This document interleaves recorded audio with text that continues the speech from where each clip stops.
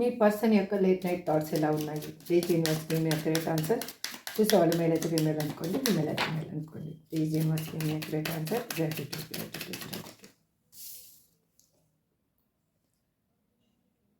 Back stabbing. వాళ్ళు heart break సిచ్యువేషన్లో చాలా పెయిన్ అనేది అనుభవిస్తూ ఉన్నారు.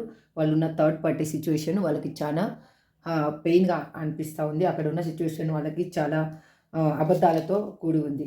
ఇప్పుడు వాళ్ళకి ఏంటంటే కాన్ఫిడెన్స్ అనేది లేకుండా అయిపోయింది. వాళ్ళకి లైఫ్లో వాళ్ళు చేసుకున్న అహంకారం వల్ల, వాళ్ళు ఫీల్ అవుతున్న అహంకారం వల్ల, వాళ్ళ భయాల వల్ల వాళ్ళు చాలా ఫ్రస్ట్రేట్గా ఫీల్ అవుతూ ఉన్నారు.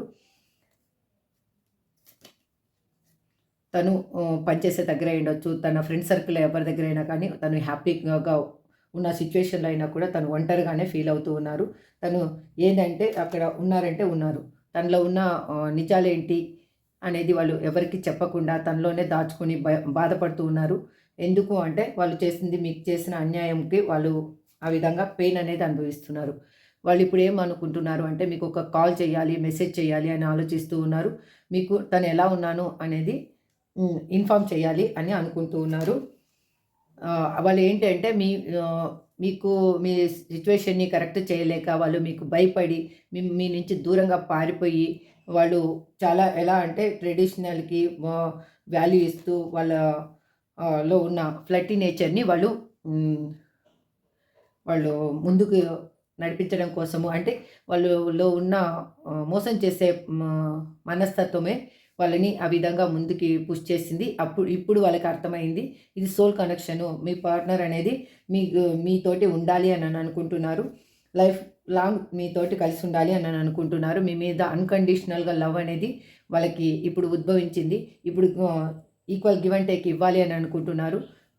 ఏంటంటే మళ్ళీ అఫెక్షన్ అనేది మళ్ళీ మీ లైఫ్‌లోకి రాబోతుంది. చూడండి, వాళ్ళు ఏంటంటే వాళ్ళు నేర్చుకున్నారు ఏం తప్పు చేశాననేది. ఇప్పుడు ప్రిపేర్ అవుతూ ఉన్నారు మీతోటి రీయూనియన్ కావడానికి. వాళ్ళలో ఉన్న న్యూ ఫేస్ అనేది వాళ్ళకి ఇప్పుడు మీకు చూపించాలి అని అనుకుంటున్నారు. అబండెన్స్ మీ లైఫ్లో ఒక లక్ అనేది రాబోతుంది. అది మనీ పర్పస్ కానీ పర్సన్ పర్పస్ కానీ దిస్ ఈజ్ ట్రూ అండి. అగైన్ చూడండి, టాకింగ్ మీకు ఒక మీరు దేనికోసం వెయిట్ చేస్తున్నారో ఆ కాల్ అనేది మీకు రాబోతుంది. టెక్స్ట్, ఈమెయిల్ కానీ దేంట్లో అయినా కానీ మీకు ఒక కాల్ అనేది రాబోతుంది. This is for today reading అండి. ఐ హోప్ మీకు అందరికి రిజనేట్ అవ్వాలని అనుకుంటూ థ్యాంక్ యూ సో మచ్. నా కృష్ణకి, నా తమ్మితోటి ఆంజనేయ స్వామికి థ్యాంక్స్ చెప్తూ ఈ రీడింగ్ని ఎండ్ చేస్తున్నాను. Have a good day. Bye.